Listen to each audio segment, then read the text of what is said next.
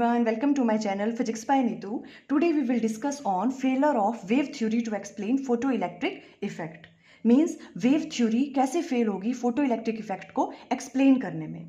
देखो सबसे पहला पॉइंट क्या है, अगर हम वेव थ्योरी की बात करें तो अकॉर्डिंग टू वेव थ्योरी जो भी आपके पास एनर्जी होती है लाइट की वो मेजर होती है इन टर्म ऑफ इंटेंसिटी. क्या कहा हमने, जो भी एनर्जी होती है लाइट की अकॉर्डिंग टू वेव थ्योरी वो मेजर होती है इन टर्म ऑफ इंटेंसिटी. मींस अगर इंटेंसिटी इंक्रीज होगी तो एनर्जी भी क्या होगी, इंक्रीज होगी. बट इन एक्चुअल जब हमने देखा फोटो इलेक्ट्रिक इफेक्ट में, है ना, तो वहां पे क्या हो रहा था, जो भी आपके पास लाइट की एनर्जी है वो मेजर होती है इन टर्म ऑफ फ्रीक्वेंसी. देखो ये आपके पास इंसिडेंट लाइट है ना, ये मेटल सरफेस है यहाँ पे, तो ये जो एनर्जी होती है ये किसके बराबर होती है, एच न्यू. मीन्स एनर्जी कैसे मेजर हो रही है, in form of frequency, in term of frequency. It means अगर फ्रीक्वेंसी की वैल्यू इंक्रीज होगी, इंसिडेंट रेडिएशन की फ्रीक्वेंसी की, तभी एनर्जी इंक्रीज होगी. और वो इंटेंसिटी पे डिपेंड नहीं करती. इंटेंसिटी आप जितनी मर्जी इंक्रीज करो पर एनर्जी पे कोई फर्क नहीं पड़ता, है ना. तो देखो फर्स्ट पॉइंट तो यही हो गया. इसलिए वो क्या करे, जो वेव थ्योरी है वो एक्सप्लेन नहीं कर पाई फोटो इलेक्ट्रिक इफेक्ट को.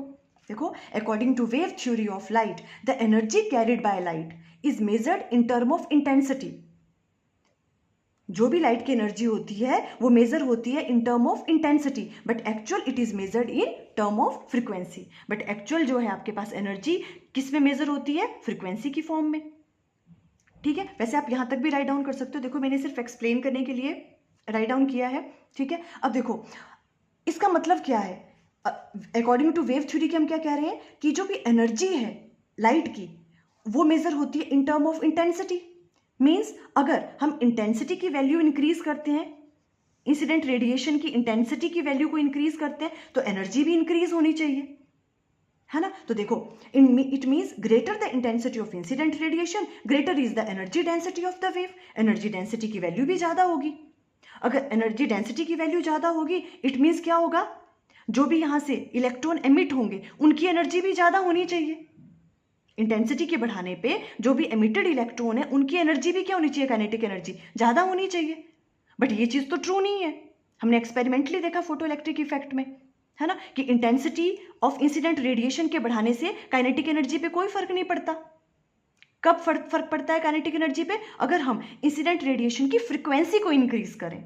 बिकॉज फ्रीक्वेंसी क्या है, देखो एनर्जी के डायरेक्टली प्रोपोर्शनल. अगर फ्रीक्वेंसी को हम इंक्रीज करते हैं तो एनर्जी की वैल्यू क्या होती है, ज्यादा होती है इंसिडेंट फोटोन की, और उसकी वजह से जो एमिटेड इलेक्ट्रॉन होते हैं उनकी काइनेटिक एनर्जी भी क्या होती है, ज्यादा होती है.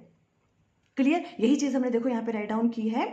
अगर हम कहें अकॉर्डिंग टू वेव थ्योरी अगर एनर्जी जो है आपके पास लाइट की, है ना, वो मेजर होती है वेव थ्योरी में इन term of intensity. It means greater the intensity of incident radiation greater is the energy density of the wave, and hence higher intensity should liberate photoelectrons with greater kinetic energy.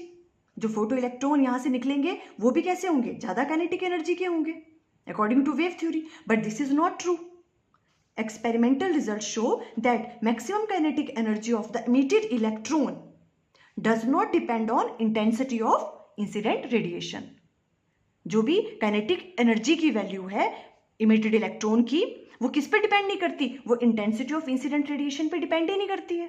But according to wave theory क्या होना चाहिए था, जो भी आपके पास emitted electron है उनकी kinetic energy बढ़नी चाहिए थी इंटेंसिटी के इंक्रीज होने पे, है ना. एक तो ये वाला पॉइंट हो गया. इसलिए हम कह रहे हैं कि जो वेव थ्योरी के अकॉर्डिंग अगर हम चलें तो हम फोटो इलेक्ट्रिक इफेक्ट को एक्सप्लेन नहीं कर सकते, बिकॉज एक्सपेरिमेंटली हमने क्या देखा, इससे अपोजिट थिंग्स देखी. क्लियर होगी ये वाली चीज. ओके, अब देखो सेकंड पॉइंट पे आओ. थोड़ा आप राइटिंग का देख लेना, इसलिए मैंने आपको एक बार बोल के भी एक्सप्लेन कर दिया क्या क्या राइट डाउन किया हमने. सेकंड वाला पॉइंट देखो क्या है, according to this theory the photo electric emission is possible for the metal surface on all the frequencies. But this was wrong because there exists a minimum frequency called threshold frequency below which no emission will take place. इसका मतलब क्या है, देखो according to wave theory जो भी आपके पास photo electric emission है वो पॉसिबल था हर एक फ्रीक्वेंसी पे, मतलब किसी भी फ्रीक्वेंसी पे जो है, जो फोटो इलेक्ट्रिक एमिशन है वो टेक प्लेस होना चाहिए था, पर ऐसा तो नहीं होता। हमने क्या कहा कि देखो एक थ्रेशोल्ड फ्रीक्वेंसी तो एक मिनिमम वैल्यू ऑफ फ्रीक्वेंसी तो होनी चाहिए, जिसे हम क्या कहते थे, थ्रेशोल्ड फ्रीक्वेंसी।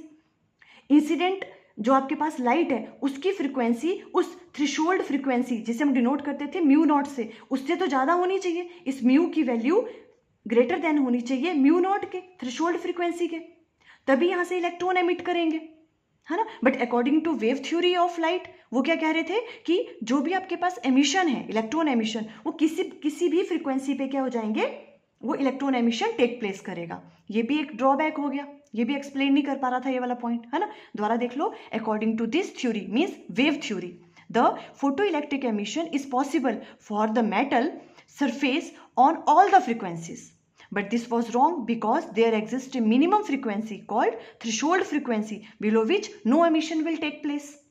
Clear? एक तो ये वाला सेकंड पॉइंट ये वाला हो गया। अब देखो थर्ड वाला पॉइंट क्या है।